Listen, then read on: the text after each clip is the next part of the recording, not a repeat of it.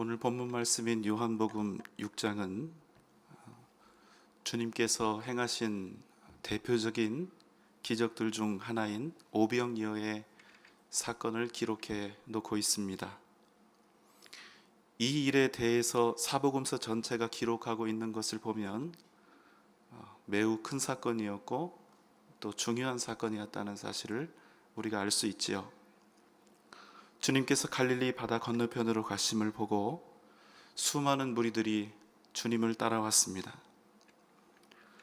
이미 주님에 대한 많은 소문들과 행하신 그 기적들을 적지 않은 사람들이 익히 보고 들었을 것입니다. 이미 요한복음만 보아도 가나 혼인잔치에서 물을 포도주로 만드셨고 또 수가성에서 한 여인을 만나셨으며 거의 죽게 된 왕의 신하의 아들을 고치셨고 베데스다 연못에서 38년 된 병자를 일으키셨습니다. 물론 성경에 주님의 그 모든 기적들이 다 수록되지는 않았을 것입니다. 여하튼 주님에 대한 소문과 그 수많은 기적과 이적을 따라서 많은 사람들이 주님의 곁에 머물려 하고 있습니다. 특별히 오늘 2절에서는 그 많은 사람들이 주님을 따르고 있는 이유에 대해서 이렇게 명확하게 말씀하고 있습니다. 병자들에게 행하시는 표적을 보았음이로라. 이 말씀은 군중들이 주님을 찾아온 그 목적이 주님이 아니라 표적 때문이었다고 우리에게 말씀해주고 있는 것이지요. 지금 그들은 주님을 열심히 따르고 있습니다. 주님의 말씀을 또 열심히 듣고 있고 행하고 계시는 그 기적들 앞에서 더할 수 없는 찬사를 보내고 있습니다. 그러나 여러분, 그들은 여전히 그럼에도 불구하고 주님과는 아무런 관계가 없습니다. 왜냐하면 그들은 주님이 아니라 표적에 관심을 두고 있었던 사람들이었기 때문입니다.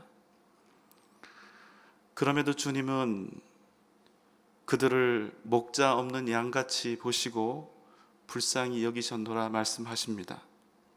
그리고 이제 주님 곁에 표적을 찾아온 무리들을 위해 기적을 베풀어 주십니다. 빌립에게 물으셨습니다. 5절의 말씀입니다. 예수께서 눈을 들어 큰 무리가 자기에게로 오는 것을 보시고 빌립에게 이르시되 우리가 어디서 떡을 사서 이 사람들을 먹이겠느냐 하시니, 이 말씀에 빌립이 답합니다. 7절 말씀입니다. 빌립이 대답하되 각 사람으로 조금씩 받게 할지라도 200데나리온의 떡이 부족하리이다. 빌립은 주님이 이렇게 물으신 그 뜻을 전혀 이해하지 못하고 200데나리온의 떡이 있어도 부족하다 이렇게 대답하고 있습니다. 여기 나오는 200데나리온은 한 사람의 노동자가 무려 200일 동안이나 열심히 일을 해야 벌 수 있는 결코 작은 돈이 아닙니다. 더군다나 200데나리온의 돈을 가지고 있다 할지라도 거기 있던 수많은 사람들을 먹일 음식을 한꺼번에 동시에 구하는 것은 불가능한 일이 될 수밖에 없는 것이지요. 그러니 어쩌면 빌립이 말하고 있는 이 답은 전혀 틀린 말이라고 볼 수가 없습니다. 어쩌면 빌립이 지금 현재 우리와 함께 있다면 그는 상황 파악이 빠르고 매우 현실적이며 지혜로운 판단과 조언을 스승에게 하고 있는 사람으로 그렇게 칭송을 받게 될지도 모릅니다. 이 말을 옆에서 듣고 있던 안드레가 주님께 나왔습니다. 9절 말씀입니다. 여기 한 아이가 있어 보리떡 5개와 물고기 2마리를 가지고 있나이다. 그러나 이것이 이 많은 사람에게 얼마나 되겠사옵나이까. 이 말씀을 주님께서 이 이야기를 듣고 그 손에 떡 5덩이와 물고기 2마리를 가지고 축사하신 후에 사람들에게 떡과 물고기를 원하는 대로 나누어 주셨습니다. 그리고 여러분 결과는 잘 아시지요? 거기 있었던 모든 사람들이 다 배부르게 먹고 난 후에 남은 조각을 모으니 12광주리가 되었습니다. 그런데 성경은 그곳에서 먹었던 어른, 성인, 남성만 5,000명이 되었다고 말씀하고 있는 것이죠. 그런데 이 일이 있은 후에 사람들이 말합니다. 이는 참으로 세상에 오실 그 선지자라. 그리고 어떻게 합니까? 주님을 억지로 붙잡아서 왕을 삼으려 했습니다. 여러분 참 재미있죠? 선지자라고 하면서 그를 왕 삼겠다는 것입니다. 아마도 이렇게 떡 5덩이와 물고기 2마리의 기적을 일으켜서 수많은 사람들을 먹일 수 있는 선지자라면 그 사람이 왕이 되면 먹고 살만 하겠다 생각이 들었겠지요. 그들의 반응을 보시고 주님은 그들을 떠나서 홀로 산으로 떠나가셨다고 말씀합니다. 주님께서는 거기 모여있던 사람들을 가엾게 여기시고 그들을 먹이시기 위해서 오병이어의 기적을 일으키셨습니다. 비록 하나님의 아들이신 예수님 때문이 아니라 표적 때문에 모인 이들이었지만 주님께서는 그들을 불쌍히 여기셔서 은혜를 베풀어 주신 것입니다. 그러나 그들은 주님이 주신 은혜를 온전히 은혜로 받지 못하였습니다. 오직 그들은 떡과 먹을 것과 생존과 정치적 야망만을 드러내었던 것입니다. 이들을 바라보시면서 우리 주님의 마음이 얼마나 아프셨을까 생각을 해봅니다. 주님께서 기적을 행하셨습니다. 그러나 주님께서 기적을 행하신 목적은 당신께서 그들로 그냥 배고픔이나 삶의 몇몇 문제를 해결할 수 있다는 사실을 보여주시기 위한 것이 아니라 주님이 어디서든 능히 먹을 것을 만들어내는 이적이나 행하시는 분으로 알리시기 위함이 아니라 주님 당신께서 하나님의 아들이심을 알려주시기 위함이었습니다. 그런데 사람들은 자꾸만 주님을 떡 만드는 사람, 기적을 일으키는 사람으로 생각하고 싶어 했던 것입니다. 기적을 일으키는 사람으로 그들은 예수님을 받아들이고 싶었습니다. 아니, 자신들에게 오직 그런 식의 유익한 존재가 되어주기를 바랬던 것입니다. 여러분, 우리는 어떻습니까? 때로는 우리도 우리 주님이 하나님의 아들이시거나 우리의 죄를 씻으시고 우리를 구원하셨다는 그 사실이 중요한 것이 아니라 그저 지금 내게 닥친 어려움들, 고통들, 나를 힘겹게 하는 문제들을 해결해 주거나 나의 소원을 이루어주는 내 현실 속에서 그저 쓸모있는 존재로서의 주님을 더욱 바라고 구할 때는 있지 않은가?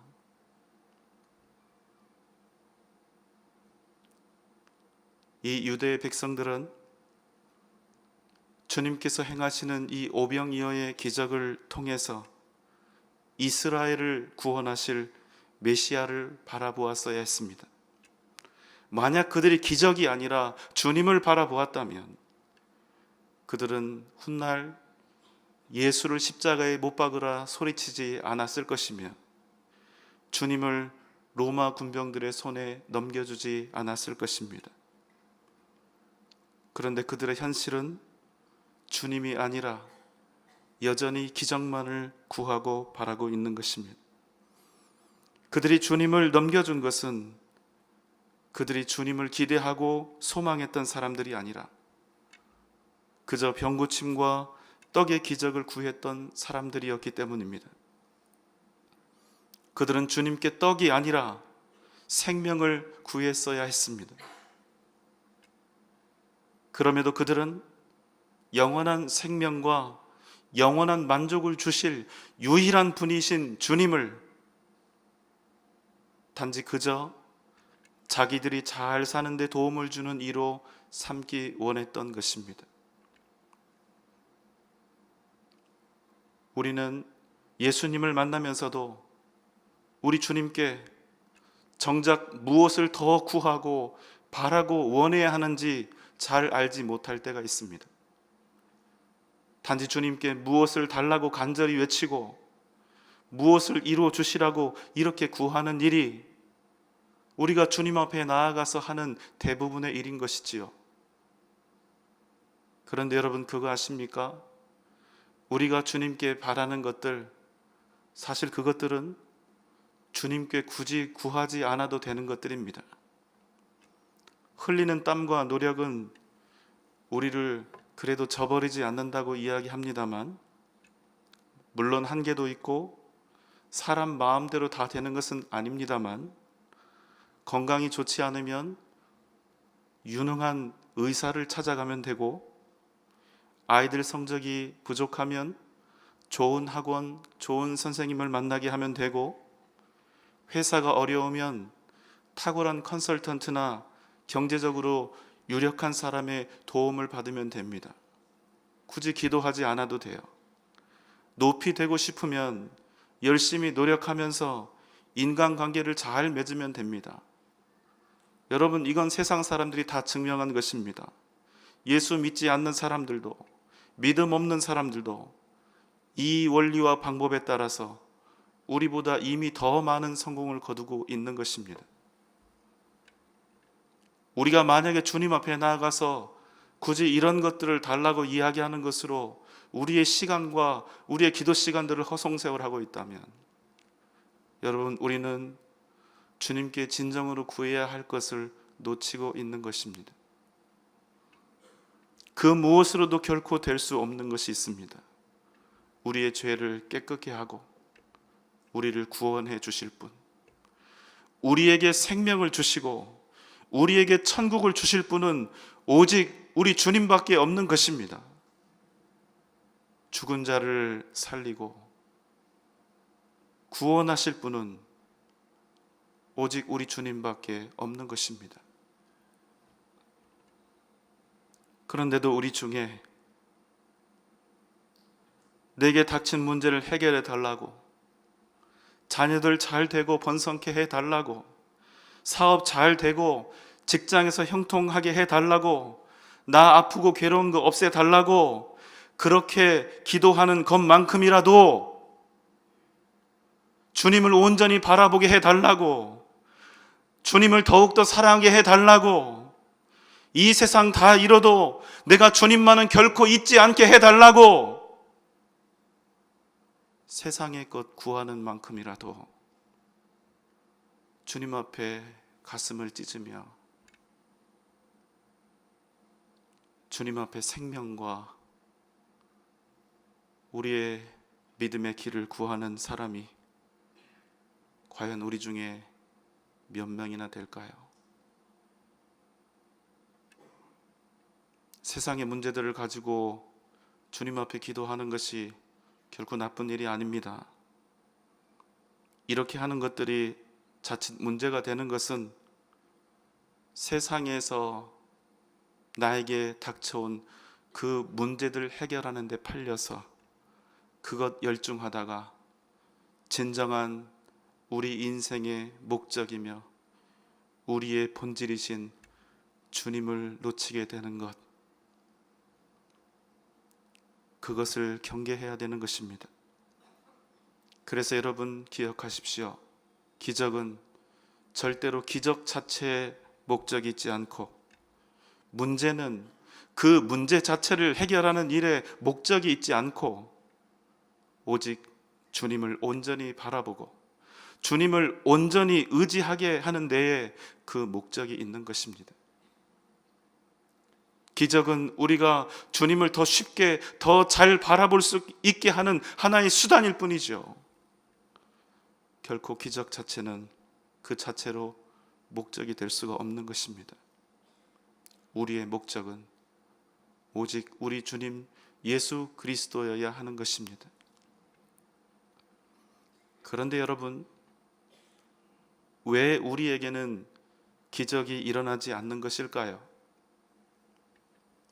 왜 성경 속에서 일어나는 기적들이 우리 삶 속에서는 나타나지 않습니까?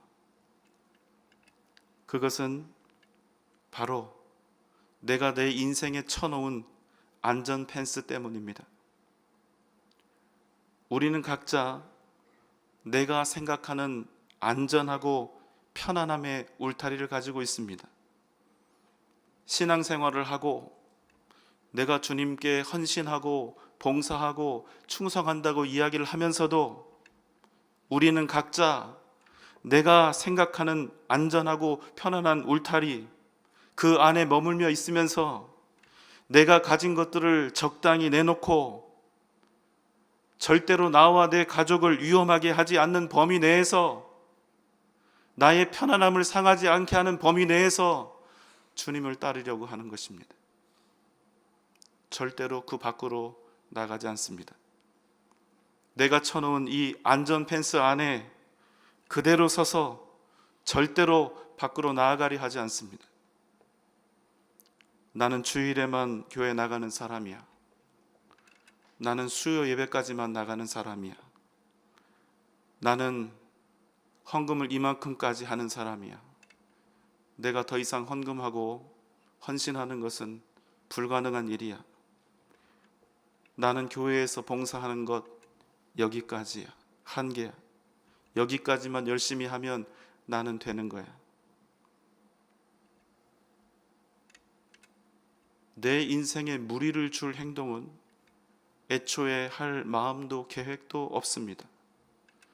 경제적으로도 그렇고 봉사와 예배 모든 면에서 내가 안전하게 쳐놓은 안전지대에서 거하며 주님을 섬기고 주님을 만나려 합니다.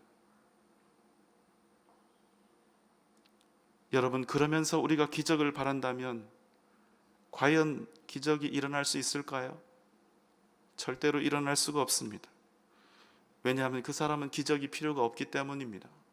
이미 안전지대 속에 거하고 있는데 무슨 기적이 필요합니까? 그래서 그 사람에게는 기적이 일어날 일도 없고 주님께서 굳이 그 사람에게 기적을 보여주실 이유도 없는 것입니다. 하나님은 그저 내 마음의 상징으로 계시면 되고 내 관념과 내 사상 속에만 머물러 계셔도 충분한 존재가 되는 것입니다. 천국 가서나 만날 하나님, 천국 가서나 만날 기적, 천국 가서나 만날 경험할 하나님의 나라, 그 안전지대에서는 하나님이 전혀 우리를 도와주시지 않아도 우리는 전혀 위험하지가 않은 것입니다. 우리가 쳐놓은 안전지대가 바로 그런 것입니다. 그 안전지대 위에 거하는 사람은 덕분에 하나님에 대한 간절함이 없습니다. 간절할 이유가 없겠지요. 하나님에 대한 애타는 사랑도, 하나님을 온전히 의지할 그런 일도 없습니다. 그래서 우리의 삶에서는 기적이 일어나지 않습니다. 오늘 그런 사람이 말씀 속에 등장을 했지요. 빌립과 안드레입니다. 그들은 200데나리온의 떡이라도 부족하다 합니다. 그러나 그것이 이 많은 사람들에게 얼마나 되겠냐고 합니다. 맞는 얘기입니다. 분명히 100점짜리 대답입니다. 그러나 그는 자신이 생각하는 가장 합리적인 안전 펜스 안에서 생각한 것이지요. 괜시리 그 울타리를 넘었다가 바보 되기도 싫은 거고 손해보기도 싫은 것입니다. 그들이 이렇게 외칠 수도 있었습니다. 주님은 무엇이든지 하실 수 있다. 그러나 여러분, 이 한마디보다 그냥 현실 속에서 안 된다고 말하는 것이 여러분 훨씬 더 이성적이고 합리적으로 생각되지 않을까요? 그래서 그는 주님 앞에서도 이미 안 된다고 마음속으로 속으로 정하고 주님께 이야기하는 것입니다.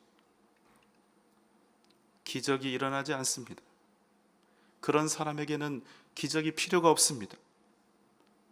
이미 주님이 행하신 그 수많은 일들을 다 보고 경험하였음에도 불구하고 그들은 여전히 자신의 안전지대 속에 머물러 있는 것입니다. 여러분 기억하십시오.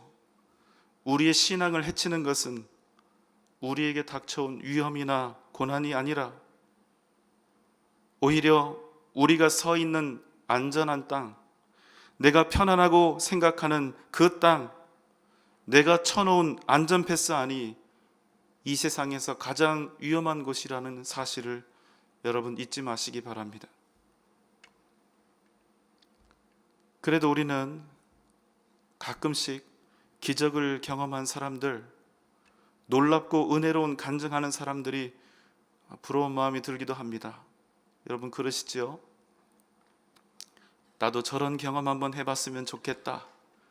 저렇게 뜨겁게 기적적인 방법으로 주님을 한번 만나보면 좋겠다. 그런 경험이 내 평생에 한 번이라도 있다면 내가 정말로 지금보다 더 잘 믿음으로 살아갈 수 있을 것 같다. 이런 마음이 들기도 합니다. 독일에서 탁월하게 공부를 하신 분인데 하나님이 주신 특별한 부르심으로 나환자들, 문둥병자들 돕는, 돌보는 사역을 하시는 김요석 목사님이라는 분이 있습니다. 처음 그분이 사역할 때 얼마나 먹을 것이 없었던지 쌀이 있으면 하루에 한 끼, 없으면 이틀이고 3일이고 굶는 그런 상황이었습니다. 그런데 이 목사님에게 밥을 차려주시는 문둥병자 할머니가 한 분이 계셨습니다. 얼굴도 다 뭉개지고 코도 없는 그 할머니는 쌀이 생기면 목사님을 차려줄 밥이 생겼다고 좋아하며 밥을 지었습니다. 목사님이 그 할머니의 모습을 보고 있자니 하도 어이가 없어서 할머니는 뭐가 그리 좋아요? 손가락도 겨우 2개밖에 없으면서 할머니가 대답합니다. 목사님, 내가 몸이 건강하고 잘 살았으면 예수를 몰랐을 텐데 내가 문둥병 걸려서 예수 만나고 예수 믿고 구원받았으니 얼마나 감사하고 좋은지 몰라요. 여러분 잊지 마십시오. 우리가 예수 믿고 죽을 병에 걸렸다가 다시 살 수도 있고 무너진 사업이 다시 일어나는 기적을 경험하고 난 후에 주님을 믿게 될 수도 있습니다. 그러나 그것보다 더 큰 복은 아프지 않고 망하지도 않았는데 우리가 주님을 믿게 된 것입니다. 이것보다 더 큰 기적이 어디 있단 말입니까? 우리는 가끔씩 내가 하나님을 정말로 제대로 믿을 수밖에 없도록 뭔가 그런 기적이 있으면 좋겠다 합니다. 그러나 그런 엄청난 기적, 그런 사건을 계기로 하나님을 믿게 되는 것은 여러분 기적이 아니라 당연한 일이 아닐까요? 엄밀히 말하면 진짜 기적은 그런 엄청난 일이 하나도 없었음에도 불구하고 하나님을 내가 믿게 된 것이 아니겠습니까? 여러분 하나님은 보이지 않습니다. 하나님은 만질 수도 없고 우리의 오감, 어떤 감각을 사용해서도 그 존재를 느낄 수도 없고 하나님의 존재를 논리적으로 설명하거나 이해시킬 수도 없습니다. 그래서 믿지 않는 사람들이 자주 우리들에게 하는 이야기가 있지요. 네가 믿는 하나님을 보여다오. 만약에 네가 하나님을 보여주거나 하나님을 내게 증명한다면 나도 그 하나님을 믿겠노라. 여러분 한번 생각해 보십시오. 우리가 그래도 다 과학을 배운 사람들이고 이성을 가진 사람들이고 가장 합리적이고 논리적인 사고를 가진 사람들이 아닙니까? 그런데 우리 눈에 보이지도 않고 만들 수도 없고 아무도 그 존재를 증명하지 못하는 존재를 믿는다는 것이 여러분 가능할까요? 여러분, 지금 우리가 그냥 믿고 있으니까 그런가 보다 하는데, 눈에 보이지도 않고 만질 수도 없고 그 누구도 증명할 수 없는 그런 대상을 믿는다는 일이, 여러분, 이게 이성적이고 합리적인 일이라고 말할 수 있습니까?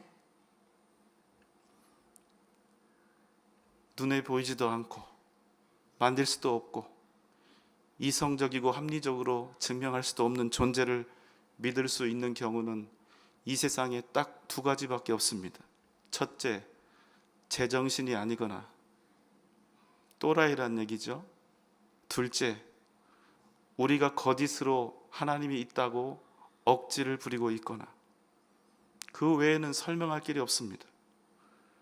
그런데 제가 여러분을 유심히 보니까 저를 비롯해서 여기 앉아 계신 분들을 보니 1번, 2번 두 가지 다 해당이 안 되는 것처럼 보입니다. 우린 미치지 않았거든요. 우리는 억지로 없는 존재를 있다고 고집을 부리고 있는 것도 아니거든요. 그런데 여러분, 현실은 어떻습니까? 보이지도 않고 만질 수도 없고 증명할 수도 없는 하나님을 우리가 이렇게 믿고 있는 것입니다. 그냥 믿는 것도 아니고 아버지라 부르며 사랑하고 있는 것입니다. 심지어는 이렇게 주일 저녁 예배까지 나오고 있어요. 여러분, 이게 논리적이고 이성적인 일일까요? 사실은 도무지 말도 안 되는 일이 우리에게 일어난 것입니다. 어떻게 이런 일이 일어난 것인지 하나도 이해가 되지 않습니다. 우리가 지금 하나님을 믿고 있는 이 상황은 전혀 논리적이지도 않고 이성적이지도 않은데 우리가 지금 하나님을 믿고 있는 것입니다. 뿐만 아니라 얼마든지 그런 하나님 때문에 온갖 고초와 핍박과 억울한 일을 당하고 희생과 눈물을 흘리고 심지어는 우리의 생명을 아낌없이 드릴 수 있노라고 우리는 헌신하며 다짐하고 있는 것입니다. 여러분, 이거 기적 아닙니까? 그런데 여러분, 이 일이 우리의 힘으로 된 것일까요? 아니다. 나는 내가 믿기로 작정했다. 나는 내 힘으로 이렇게 믿게 되었다. 그렇게 말하시는 분이 있다면 방금 전에 말씀드렸던 1번과 2번, 제정신이 아니거나 억지를 부리고 있거나 이 두 가지에 해당될 것입니다. 사랑하는 여러분, 우리는 우리 각 사람이 하나님의 위대한 기적을 품고 있다는 사실을 잘 알지 못합니다. 우리의 죽었던 생명이 살아났음을 알지 못합니다. 내가 죽을 병에 걸리지도 않았고 망하지도 않았는데 제정신을 가지고 주님을 믿게 되었다는 사실을 별로 신기하게 생각하지 않아요.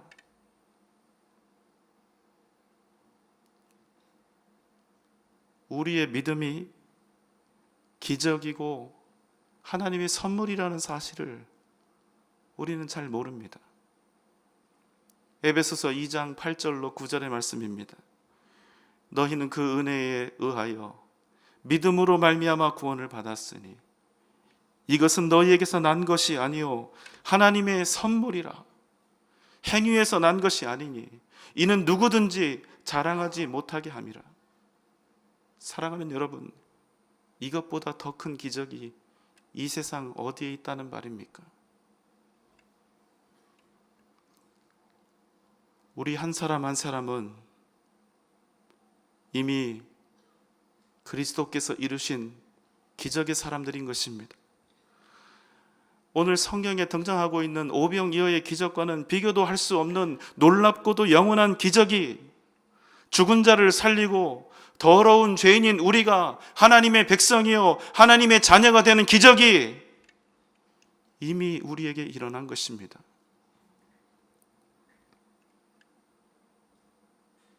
이 기적을 위해서 주님께서 십자가에 달려 죽으심으로 우리가 도저히 감당할 수 없는 사랑을 우리 안에서 이루셨습니다.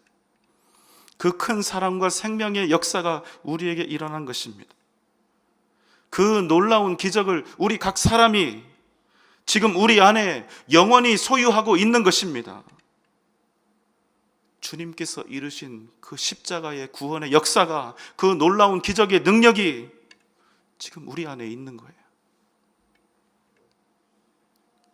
성령 하나님께서 볼품없고 무지하고 연약한 우리 가운데 그 거룩하신 성령 하나님께서 우리 안에 거하고 계십니다. 의로울 것도 하나도 없고 떳떳할 것도 없고 부끄러울 수밖에 없는 죄인인 우리와 함께 하시는 거룩하신 하나님의 낮아지심과 그 은혜가 지금 우리 가운데 있는 것입니다. 우리는 눈에 보이는 기적을 바라고 구합니다. 그러나 눈에 보이는 기적은 사실 우리가 생각하는 만큼 능력이 없을 가능성이 큽니다. 표적 때문에 주님을 따랐던 이들이 이제 오병이어의 기적을 보고 주님을 선지자라 여기고 억지로 임금을 삼으려 합니다. 그렇지만 그들이 곧 어떤 사람들이 됩니까? 머지않아서 그들은 주님을 십자가에 못 박으라 외치는 군중들이 되는 것입니다. 우리는 어떻습니까? 우리는 항상 문제를 통해서 하나님을 보려고 합니다. 우리는 항상 내가 원하는 어떤 일을 통해서 하나님을 보려고 합니다. 무슨 말입니까? 내 인생이 평탄하고 문제가 없으면 하나님을 찾으려 하지 않는다는 것입니다. 우리는 어쩌면 주님을 원하는 것이 아니라 우리의 죄를, 우리를 사망의 권세에서 구원하신 주님을 원하는 것이 아니라 문제 해결사 주님, 내 소원을 들어주실 수도 있는 주님을 바라는 것은 아닌지, 하나님이 내 인생을 어떻게 인도하실 것인지, 내 문제를 어떻게 해결해 주실 것인지, 내 삶을 어떻게 풍요롭고 행복하게 해 주실 것인지에 대해서는 관심이 많지만 하나님께서는 나에게 어떤 분이신지, 하나님께서 나를 얼마나 사랑하고 계시는지, 하나님의 은혜는 나에게 어떤 의미가 있는지, 우리 하나님에 대한 관심은 그리 많지가 않습니다. 여러분이 생각하고 바라는 기적은 어떤 것입니까? 주님을 믿고 따르며 여러분이 지금 주님 앞에 바라는 것은 무엇이고, 주님을 통해서 여러분이 꾸는 꿈은 무엇입니까? 우리의 믿음은 기적을 도구로 삼되 오직 주님 예수 그리스도께 뿌리 내려야 하는 것입니다. 오병이어의 기적은 5,000명을 먹이신 사건 자체에 초점이 있는 것이 아니라 주님 당신께 초점이 있으며 그분이 하나님의 아들이시라는 사실에 있었다는 사실입니다. 그냥 먹고 배부르라는 뜻이 아니라 하나님의 아들 예수를 바라보라. 사랑하는 여러분, 우리는 오병이어가 아니라 오병이어의 주인이신 주님을 바라보는 인생을 살아야 하는 것입니다. 문제 바라보며 사는 인생이 아니라 예수 바라보면서 사는 인생이 되어야 하는 것입니다. 하나님은 우리에게 예수 그리스도를 통해서 기적을 베풀어 주셨고 우리로 기적의 사람들이 되게 하셨습니다. 세상을 의지하거나 세상을 바라보며 사는 사람들이 아니라 오직 하나님을 바라보면서 이 땅에서 생명의 기적과 복음의 기적을 이루는 사람들이 되기를 바라시는 것입니다. 기적 위에 뿌리 내리는 믿음이 아니라 오직 예수 그리스도께 뿌리 내리는 믿음의 사람이 되시기를 주님의 이름으로 소망합니다. 문제나 상황 바라보면서 사는 믿음이 아니라 오직 주님 바라보면서 살아가는 저와 여러분 되시기를 소원합니다. 이러한 은혜와 축복이 귀한 주님의 교회 온누리 교회 위에 항상 영원히 넘쳐나시기를 주님의 이름으로 축원합니다.